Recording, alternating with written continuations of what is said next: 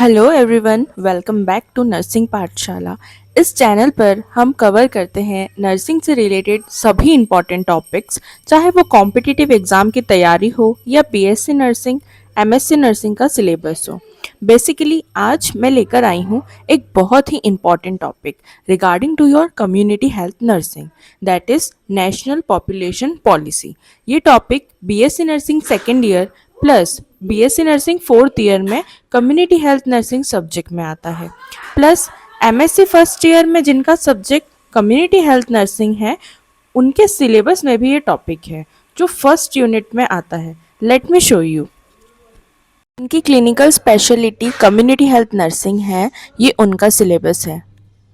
MSc nursing first year का unit है ये, और यहाँ पे अंडरलाइन किया हुआ है नेशनल पॉपुलेशन पॉलिसी। ये आप देख सकते हैं यूनिट फर्स्ट में national population policy MSc nursing first year में जिनकी स्पेशलिटी कम्युनिटी हेल्थ नर्सिंग है उसका ये बहुत ही इंपॉर्टेंट टॉपिक है। स्टार्ट करते हैं इंट्रोडक्शन के साथ। इंट्रोडक्शन में हम ये समझेंगे कि जो नेशनल पॉपुलेशन पॉलिसी है वो गवर्नमेंट के द्वारा अडॉप्ट क्यों की गई, क्योंकि गवर्नमेंट जो है इंडिया की वो ये देखना चाहती थी कि इंडिया की जो बढ़ती हुई पॉपुलेशन है उसका क्या इम्पैक्ट पड़ रहा है कंट्री की डेवलपमेंट पे। ठीक है, और ये जो पॉपुलेशन पॉलिसी है ये 2000 में आई थी, इसलिए इसका नाम नेशनल पॉपुलेशन पॉलिसी 2000 भी है। और इसका मेन एम क्या था? इसका मेन एम था अचीव करना। क्या अचीव करना है? कि पॉपुलेशन हमारा स्टेबल रहे और रिप्रोडक्टिव हेल्थ जो है वो प्रमोट होती रहे, ये इसका मेन एम था। अब हम देखेंगे सबसे पहले नेशनल पॉपुलेशन पॉलिसी कब आई थी। 1976 में फर्स्ट नेशनल पॉपुलेशन पॉलिसी आई थी।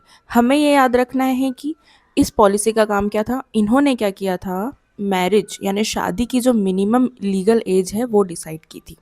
आप लोगों को पता होगा कि पहले शादियां जल्दी हो जाती थी, जो छोटी बच्चियां हैं उनकी शादी हो जाती थी।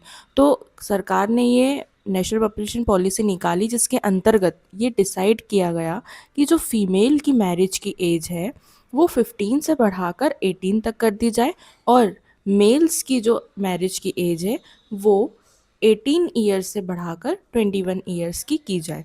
तो ये 1976 में हुआ था। अब 1976 के बाद 1977 में एक और नॉर्म आया था जिसका नाम था स्मॉल फैमिली नॉर्म। आप सभी को याद होगा उस टाइम पे ये कितना चला था कि छोटी फैमिली होनी चाहिए, बच्चा दो ही अच्छा, इस टाइप से। ठीक है, ये इसका बैकग्राउंड है एनपीपी का, मतलब हम हिस्ट्री थोड़ी सी पढ़ रहे हैं। देन 1988 में एक गोल बनाया गया कि हमें अचीव करना है NRR 1। NRR का फुल फॉर्म होता है नेट रिप्रोडक्टिव रेट, जो कि 1 होना चाहिए। ठीक है, देन 2000 जो हमारा मेन टॉपिक है अभी। ठीक है, नेशनल पॉपुलेशन पॉलिसी 2000 में target free approach in family planning services. इन्होंने क्या जोड़ा? Target free approaches in family planning services. अभी मैं आपको डीपली समझाऊंगी कि ये टारगेट फ्री अप्रोचेस क्या है। तो पहले क्या हुआ करता था, target oriented approaches in family planning services. तो बाद में इन्होंने ओरिएंटेशन को हटा के ओरिएंटेशन की जगह टारगेट फ्री कर दिया गया। तो अभी हम समझते हैं कि टारगेट फ्री अप्रोच की जगह पे टारगेट ओरिएंटेड में क्या होता था। पहले जितने भी विलेज लेवल के वर्कर्स होते थे, जैसे grass root level worker, GRLWs में कौन कौन आते हैं, जैसे विलेज हेल्थ गाइड, आशा कार्यकर्ता, आंगनवाड़ी वर्कर, ANM। तो इन सभी को, ये जो ग्रास रूट लेवल वर्कर्स हैं, इन्हें टारगेट दिया जाता था कि आप एलिजिबल कपल को ढूंढो। जो टारगेट कपल है उन्हीं को एलिजिबल कपल बोलते हैं, और उनसे फैमिली प्लानिंग करवाओ। फैमिली प्लानिंग कैसे करवाएंगे? जैसे उनका स्टेरिलाइजेशन करवा देना या कॉपर टी लगवाना। तो इन लोगों को टारगेट दिया जाता था। पहले टारगेट क्या दिया जाता था कि आप एलिजिबल कपल को ढूंढिए और उनसे फैमिली प्लानिंग करवाइए। अगर आपने टारगेट पूरा नहीं किया तो फिर आप पे फ़ाइन लगेगा, आपकी नौकरी चली जाएगी। तो इन्हें क्या बोला जाता था कि हर महीने कोई 10 एलिजिबल कपल लेकर आओ और उनसे स्टेरिलाइजेशन करवाओ, और अगर टारगेट नहीं पूरा होता है तो आपकी नौकरी चली जाएगी, आप पे फाइन लगेगा। तो इस वजह से क्या होता था, जो village grass root level workers हैं, ये अपना टारगेट पूरा करने के चक्कर में लोगों को पकड़ के लाते थे, एलिजिबल कपल्स को, और उनसे स्टेरिलाइजेशन करवा देते थे।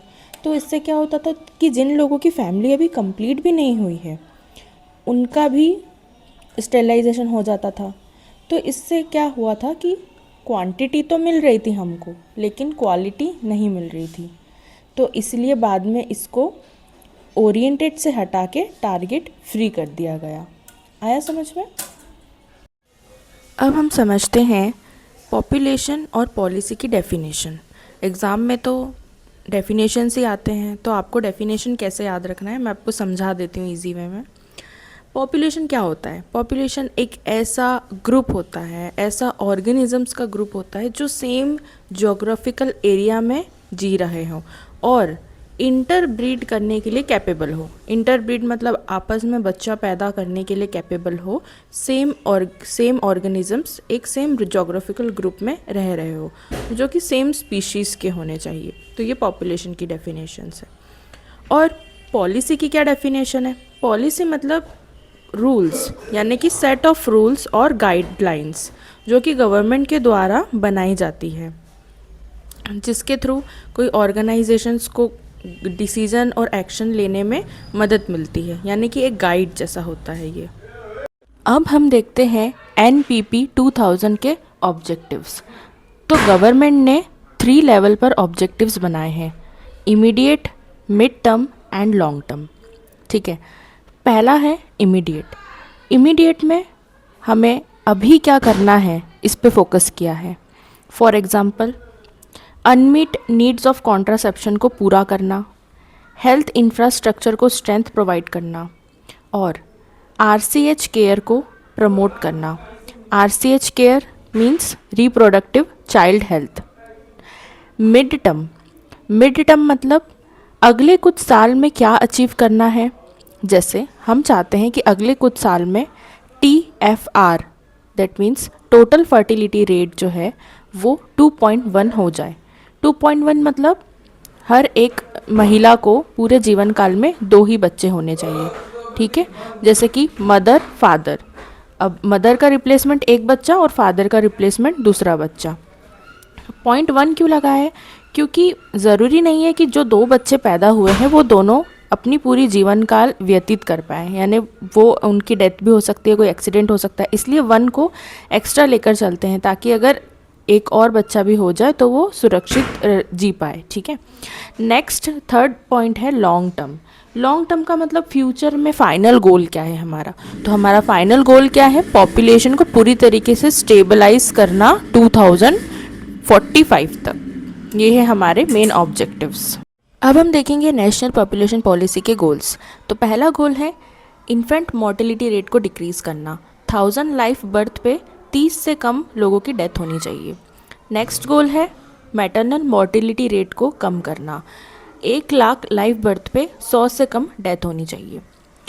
तीसरा गोल है अचीव करना 100% इंस्टीट्यूशनल डिलीवरीज, यानी जितनी भी बच्चे पैदा होंगे वो 80% इंस्टीट्यूशन में पैदा होंगे, हॉस्पिटल्स में पैदा होंगे, और 100% डिलीवरीज जो है वो ट्रेंड पर्सन के द्वारा डिलीवरी करवाई जाएगी।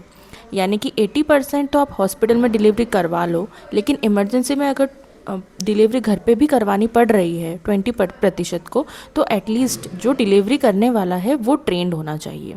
ठीक है, फोर्थ हमारा गोल है कि 100% इम्यूनाइजेशन होना चाहिए बच्चों को। जितने भी बच्चे पैदा हो रहे हैं सभी को वैक्सीन्स लगानी पड़ेगी 100%। हमारा फिफ्थ गोल है जितने भी बर्थ हो रही है, डेथ हो रही है, शादी हो रही है या महिला प्रेग्नेंट हो रही है, तो इन सब का 100% रजिस्ट्रेशन करवाना पड़ेगा। ये हमारा गोल है। हमारा अगला गोल है कि बच्चों के लिए जो एजुकेशन है वो 14 ईयर्स तक की एज के लिए फ्री कर देनी चाहिए। तो इससे क्या होगा, 20% से भी कम ड्रॉप आउट होंगे अगर बच्चों को फ्री में एजुकेशन मिलेगा। अगर फ्री एजुकेशन कंपलसरी कर दिया जाएगा तो 14 ईयर्स तक की एज तक अगर नेक्स्ट गोल है डिले मैरिज को प्रमोट करना, यानी कि लड़की की शादी 18 ईयर्स में ना होके कम से कम 20 ईयर्स या उससे ज़्यादा की अगर वो हो जाए तब उसको शादी के लिए बोलना। अब हम देखेंगे पॉपुलेशन की ग्रोथ ज़्यादा होने की वजह से क्या क्या प्रॉब्लम है जो अराइज हो सकती है। इसके लिए मैंने अलग से एक पोस्टर बनाया है जो मैं आपको दिखा देती हूँ। अब हम लोग देखेंगे कि पॉपुलेशन ज़्यादा होने से क्या क्या समस्या हो सकती है। तो पहली समस्या तो यही है कि पॉपुलेशन ज़्यादा होने से सबसे पहली प्रॉब्लम अराइज होती है पॉवर्टी। पॉपुलेशन बढ़ती है तो रिसोर्सेज कम हो जाते हैं, जैसे कि food, money, job. Next issue होता है हेल्थ का इशू।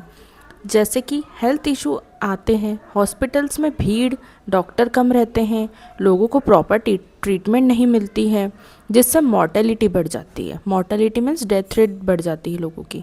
अगली समस्या आती है स्कैरसिटी ऑफ रिसोर्सेज, जैसे कि साधन की कमी, जैसे पानी, बिजली, फूड और घर सब लिमिटेड हो जाते हैं। ज़्यादा पीपल और कम resources, more people less resources. Fourth condition है अनहाइजीनिक कंडीशन।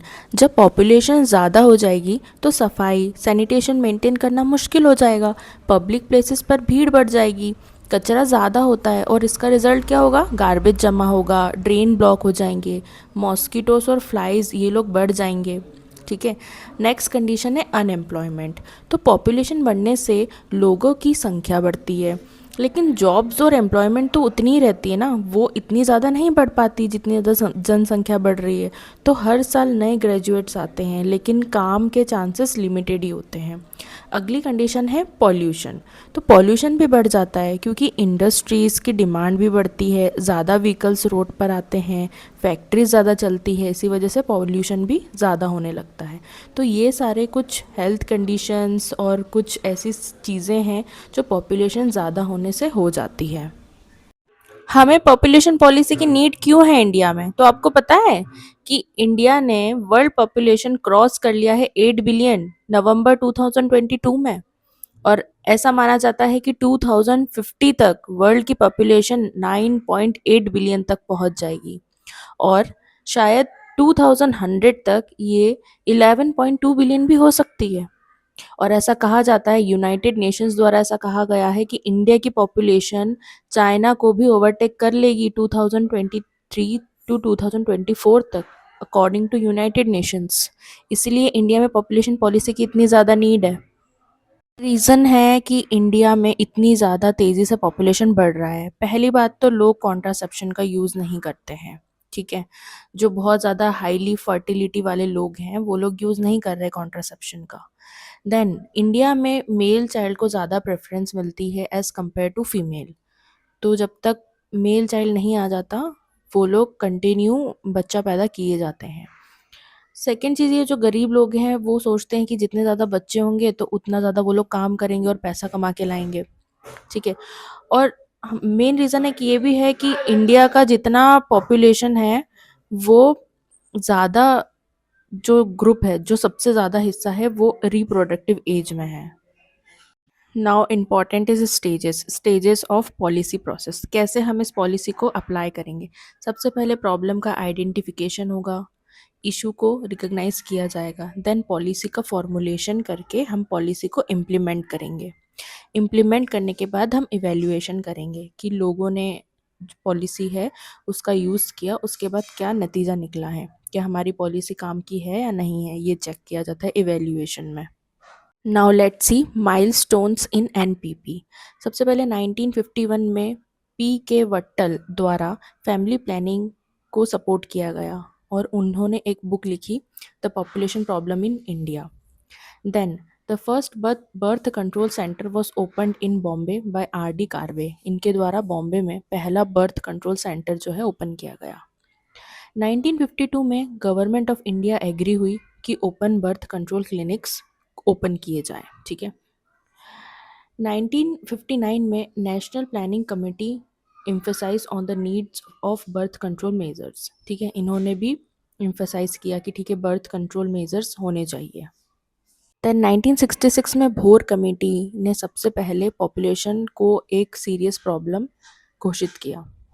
देन 1977 में 5 ईयर नेशनल पॉपुलेशन पॉलिसी आई थी। जो कि 1975 से 1980 तक चली थी।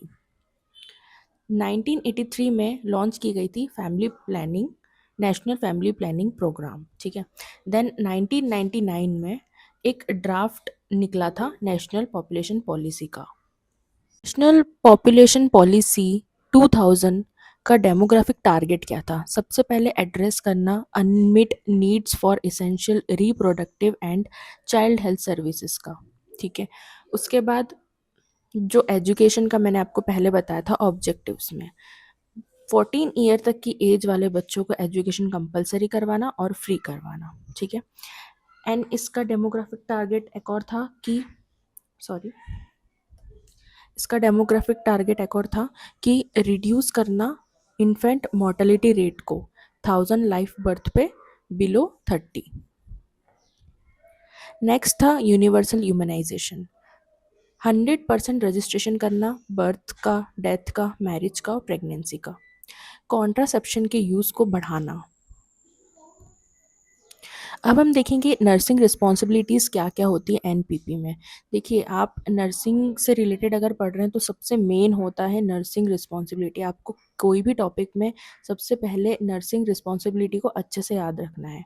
सबसे पहला होता है हेल्थ एजुकेशन प्रोवाइड करना, काउंसलिंग करना, सर्विसेज डिलीवर प्रॉपरली हो रही है नहीं हो रही ये सब देखना, मोटिवेशन देना, जो बच्चा है उसको इम्यूनाइजेशन के लिए तैयार करना, उसकी मॉम को इनकरेज करना है, उसके फैमिली मेम्बर्स को मोटिवेट करना। और रिकॉर्ड कीपिंग सबसे मेन, जितने भी डेटास है बर्थ की, डेथ की, मैरिज की, फैमिली प्लानिंग सर्विसेज की, सबका रिकॉर्ड मेंटेन करना। और कम्युनिटी पार्टिसिपेशन, जितने भी अवेयरनेस प्रोग्राम्स हो रहे हैं, पॉपुलेशन कंट्रोल मेजर्स हो रहे हैं, इन सब में पार्टिसिपेशन करना। अब हम देखेंगे रीसेंट रिसर्चेस और अप्रोचेस। देखिए, नेशनल पॉपुलेशन पॉलिसी 2000 के बाद सरकार ने नेशनल पॉपुलेशन पॉलिसी में क्या क्या किया, तो मिशन परिवार विकास योजना लॉन्च की गई थी, जिसका टारगेट था डिस्ट्रिक्ट में जितने भी फर्टिलिटी हाई फर्टिलिटी रेट वाले फैमिली है उन तक एक्सेस लेना। अगर एक्सेस लेंगे तभी तो हमें पता चलेगा और तभी हम उन्हें सर्विस भी प्रोवाइड कर पाएंगे। अगर एक्सेस ही नहीं होगा तो हम कभी सर्विस प्रोवाइड कर ही नहीं पाएंगे। और 2019 में पॉपुलेशन रेगुलेशन बिल इंट्रोड्यूस किया गया था, जिसके अंतर्गत हम इंसेंटिव्स और डिस इंसेंटिव्स फैमिली को प्रोवाइड करते हैं according to their family size.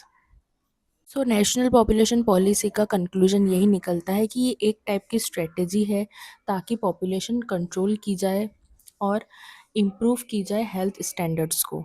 और इसका मेन टारगेट है मैरिजेस को डिले करना, स्मॉल फैमिली नॉर्म्स को अपनाना, IMR इन्फेंट मोर्टेलिटी रेट और MMR मैटरनल मोर्टेलिटी रेशो को रिड्यूस करना और अचीव करना कि फर्टिलिटी जो लेवल है वो एक अच्छे लेवल पे हो सके, जैसे 2.1। और नर्सेस का की रोल यहाँ पे होता है एजुकेशन प्रोवाइड करना, काउंसलिंग करना और सर्विसेज प्रोवाइड ठीक से हो रही है या नहीं हो रही है इन सब का रिकॉर्ड रखना। All over, the policy aim to stabilize the population and ensure sustainable development। जैसा कि मैंने आपको पहले बताया था, इसका काम है पॉपुलेशन को स्टेबल करना। Thank you so much for watching this video till and. आपका टाइम वैल्यूएबल है और मुझे खुशी है कि आपने पूरा वीडियो देखा। ये टॉपिक कम्युनिटी हेल्थ नर्सिंग के लिए बहुत इंपॉर्टेंट है, साथ ही कॉम्पिटिटिव एग्जाम्स जैसे CHO नर्सिंग ऑफिसर्स और स्टाफ नर्स की प्रिपरेशन से भी यूज़फुल है। अगर आप चाहते हो कि मैं और नर्सिंग टॉपिक्स पर वीडियो बनाऊँ तो कमेंट करके ज़रूर बताना, और वीडियो पसंद आया है तो लाइक, शेयर और नर्सिंग पाठशाला को सब्सक्राइब करना मत भूलना। Stay tuned, bye bye.